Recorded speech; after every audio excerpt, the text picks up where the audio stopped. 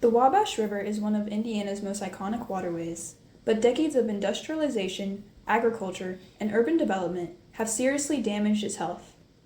Non-point and point source pollution have altered the river's ecosystems and water quality. Fortunately, ongoing efforts by organizations like the Wabash River Enhancement Corporation, or WREC, offer hope for recovery. Wabash River is still far from perfect.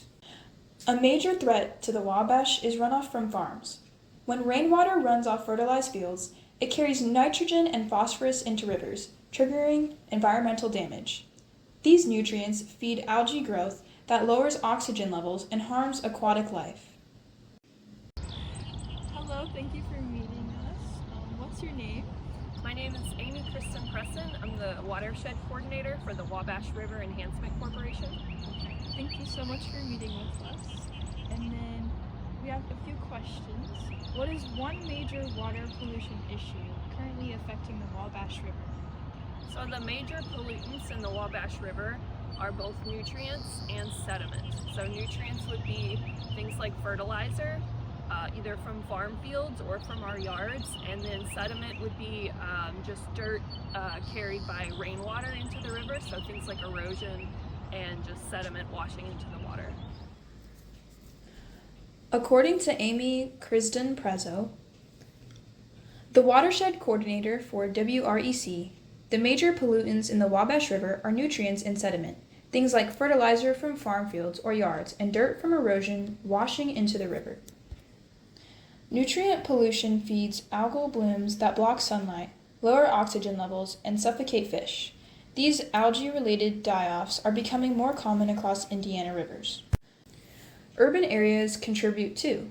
Streets, driveways, and parking lots funnel oil, pesticides, and debris into the storm drains that lead directly to the river. Even everyday habits, like washing a car in the driveway, send pollution into the storm sewer system, which then empties untreated into the Wabash. Sewage infrastructure also plays a role. In cities like Lafayette, combined sewer overflows, or CSOs, release untreated waste into the river during heavy rainstorms.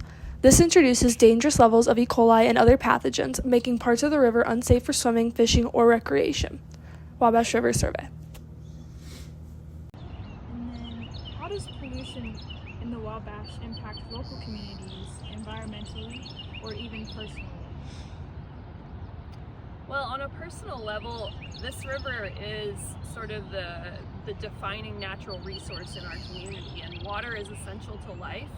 So something that defines our community and is essential to life, there's just a big responsibility to do whatever you can to protect that resource and that feature.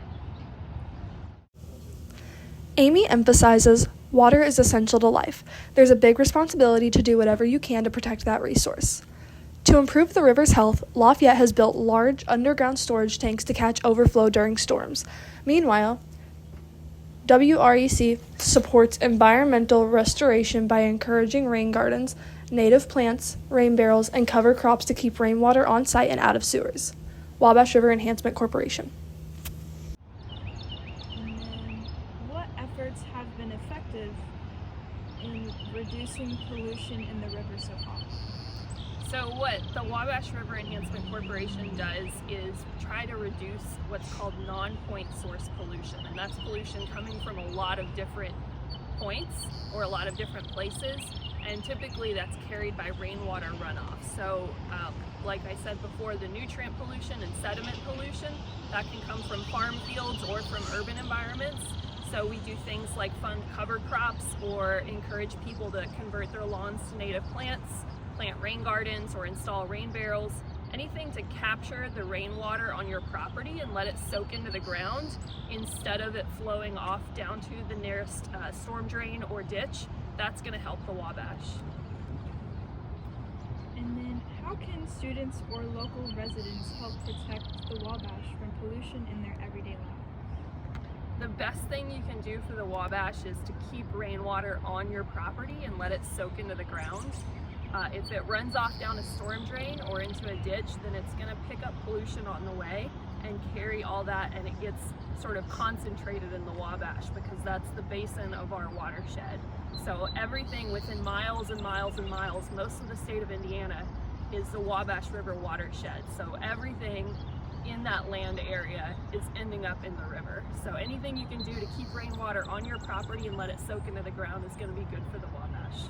And then finally, how can students or the local community help? Maybe not every day, but like, is there any volunteer opportunities that they can do to help out? Yeah, there's a lot of organizations that offer volunteer opportunities that either students or residents can help out with. This weekend, my organization is hosting a volunteer water sampling event called the Wabash Sampling Blitz, where volunteers go take stream samples, water samples from local streams in our watershed. We have a lot of invasive plant work days where you can help manage honeysuckle, which does add, invasive honeysuckle does add nutrient pollution to the Wabash River and increases erosion. So there's a lot of invasive plant management volunteer opportunities. There's also a trash pickup event called Detrash the Wabash twice a year in the spring and fall. And we welcome a lot of people. Anybody that wants to help come pick up trash along the riverbanks can come help with that. Amy explains the best thing you can do is keep rainwater on your property. Programs like the Wabash Sampling Blitz, invasive plant removals, and Detrash the Wabash help protect the river. Without continued effort, the river's biodiversity will continue to decline. Already, 12 native fish species have been lost, and others like smallmouth bass and sturgeon are struggling to survive. But there has been progress. The Clean Water Act, local cleanup programs, and sustainable landscaping practices have helped improve water quality in parts of the watershed. Gammon. The Wabash River connects many Indiana communities. We all share a responsibility to protect it, for wildlife, for recreation, and for future generations, and small changes add up.